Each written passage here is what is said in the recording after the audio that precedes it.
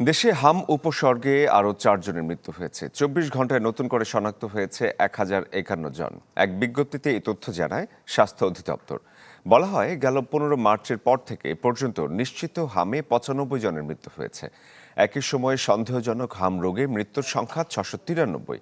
এখন পর্যন্ত নিশ্চিত হাম রোগী 14,431 জন। এছাড়াও সন্দেহজনক হাম রোগীর সংখ্যা 1,17,648।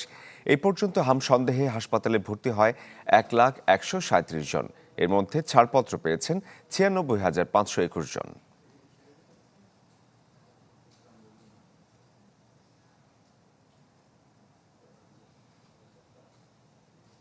দর্শক, হামের পাশাপাশি দেশের বিভিন্ন স্থানে রয়েছে ডেঙ্গুর প্রকোপ। আরও বিস্তারিত খবর জানাতে মাগুরা থেকে সহকর্মী ইলিয়াস মিথুন আমাদের সাথে যুক্ত হয়েছেন।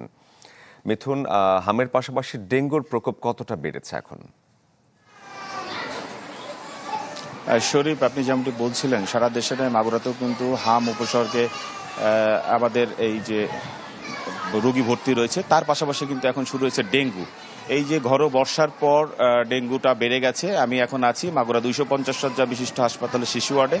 এখানে এসে যেমনটি জানতে পেরেছি, গত 24 ঘন্টায় ডেঙ্গু আক্রান্ত রোগী শিশু ভর্তি হয়েছে 2 জন। আমি যদি দেখাতে চাই, আমার পেছনে বেশ কিছু শিশু রয়েছে, তারা কিন্তু ভর্তি হয়েছে। এবং আমি যেমনটি জানতে পেরেছি, গত 15 দিনে এখানে কিন্তু 15 জন ডেঙ্গু রোগী ভর্তি হয়েছেন এবং তার মধ্যে 10 জন সুস্থ হয়ে বাড়ি ফিরেছেন। যদি একটু জানিয়ে রাখি, মাগুরাতে এই 250 শয্যা ছাড়াও উপজেলা স্বাস্থ্য কমপ্লেক্সগুলোতেও কিন্তু ডেঙ্গু রোগী ভর্তি হচ্ছে এবং ডেঙ্গু রোগীদের চিকিৎসার জন্য বিশেষজ্ঞ চিকিৎসক এবং নার্সের ব্যবস্থা কিন্তু স্বাস্থ্য বিভাগের পক্ষ থেকে রাখা হয়েছে।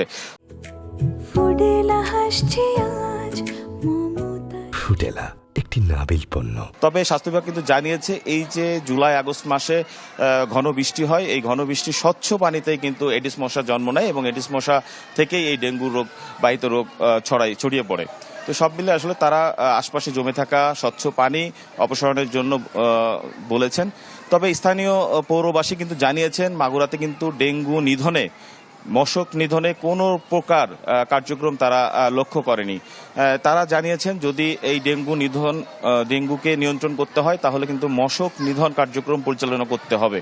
তো এই সব মিলিয়ে আসলে বলা যায়, মাগুরাতে যে 250 শয্যা বিশিষ্ট হাসপাতালটি রয়েছে, সেখানে আইসিইউ সিসিইউর কিন্তু কোনো ব্যবস্থা নেই। যার কারণে আমরা গত বছর দেখেছি, অতি জটিল রোগীদের কিন্তু ফরিদপুর এবং ঢাকাতে নিয়ে যাওয়া হয় চিকিৎসার জন্য।